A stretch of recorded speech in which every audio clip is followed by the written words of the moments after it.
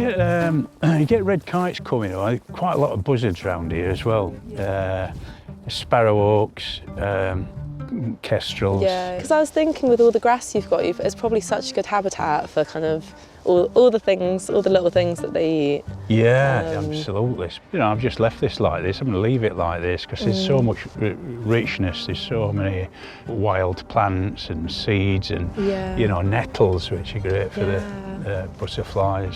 Just nice to have a bit of patch like this, you know, and because it looks very bedraggled now, but I quite like that, all different kind of, you know, these pastel colours, but once it gets going, it'll be like a jungle, you know, and then you see different things. Yeah, that sounds incredible. I guess, like, one of the easiest things that people can do to get more birds, really, is just let it be a little bit more wild, a bit more natural, right? Yeah, I think so. You know, as long as you can get through it, you know, you've got a path. Yeah, if you've got a machete, you make your way up to your front door, Dr. Mya-Rose Craig presented the very first season of this podcast, and she's just the right person to keep us all on the right track ahead of the big garden birdwatch and beyond. I always call it birdwatching or ornithology, but then you've got like birding and twitching. What's the difference? Birding and birdwatching are probably the same thing, really, versus twitching is when we're getting much more into that very competitive, listy side of things. Yeah, and they're twitching because they're excited that the bird's going to come, is the idea. Yeah. Oh, is it? But I think kind of with twitching, you're going to a specific place to see a specific bird, normally very rare, quite often like not from the UK, for example, which is when it does get quite competitive in a fun way, normally.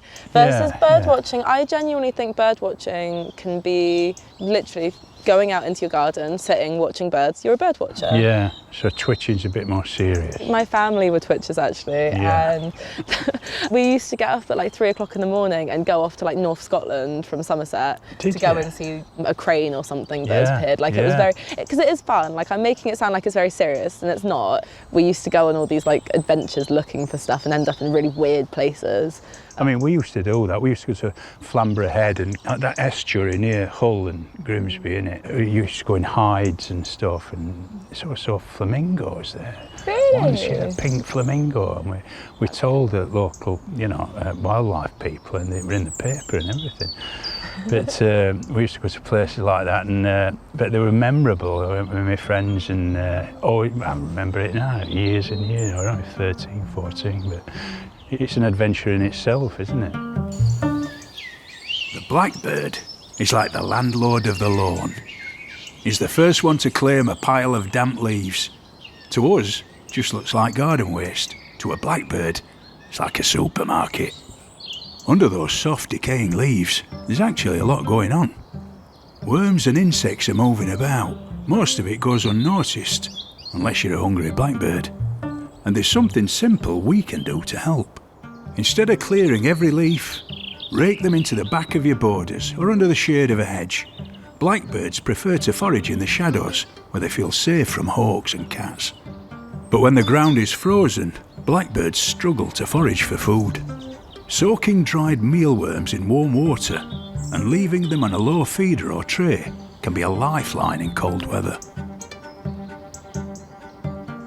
I think it's like a really unique way to kind of get to know the space around you, basically, and like maybe it's the same for you. There are so many places that for me. Short bird. Now, you've been sending in your birding questions since Big Garden Birdwatch, and Dr. Mya-Rose Craig is here to help answer them. This one says, I've decided to start a life list this year. Is it better to travel to see rare birds or stay put? I feel like I'm missing out by staying in my city park. Dr. Mya-Rose Craig is an ornithologist, environmentalist and diversity activist.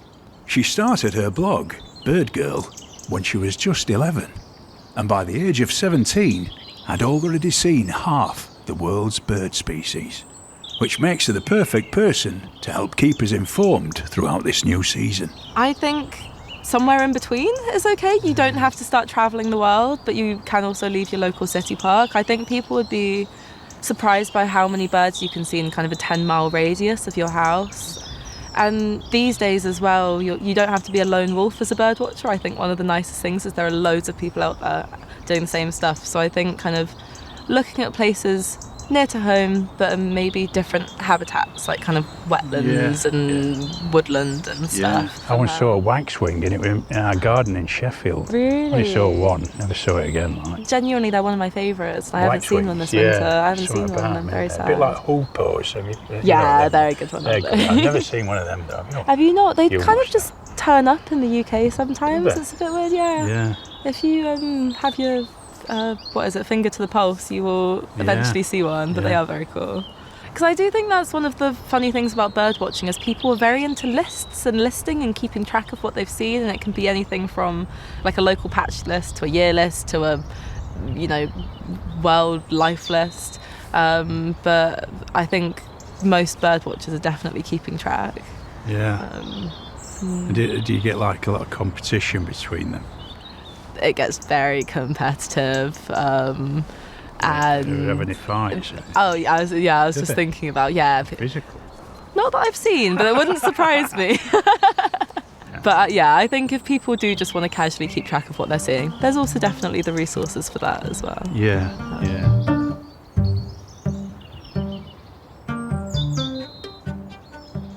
More chiffchaffs are choosing to overwinter in our gardens rather than flying to Africa. Does this give them a head start on the best territories, or are they one beast from the east away from disaster? Yes to both, I suppose. Chiffchaffs, last 20, 30 years especially, more and more are staying here over winter. We know why, climate change, mild. And I think we forget that migration has issues of its own, having to fly that far, maybe getting eaten. So it's not necessarily a bad idea for them to stick around if they're not going to freeze to death. And it does give them a head start on territories. But also, we do get cold snaps. We can get quite nasty cold snaps and kind of February time. And they're very small birds. So I think it's part of this wider pattern. We've got quite a lot of species that are increasingly just staying here in the UK. It's warmer. Because it's warm. I don't really know what this means for the future of chiffchaffs though. If there are chiffchaffs in your garden, is there anything you should do to help them overwinter against the cold? I guess the same as you do for any birds that you're trying to help over winter, which is like having food out, making sure that you have water out that's not frozen over. And I think in general maybe having a think about how you can make your garden more bird friendly, so kind of having plants that will eventually produce food or attract insects that birds eat and stuff like that. Like basically just being more nature friendly is always going to create a space where birds are more likely to survive. It's like hawthorns, isn't it?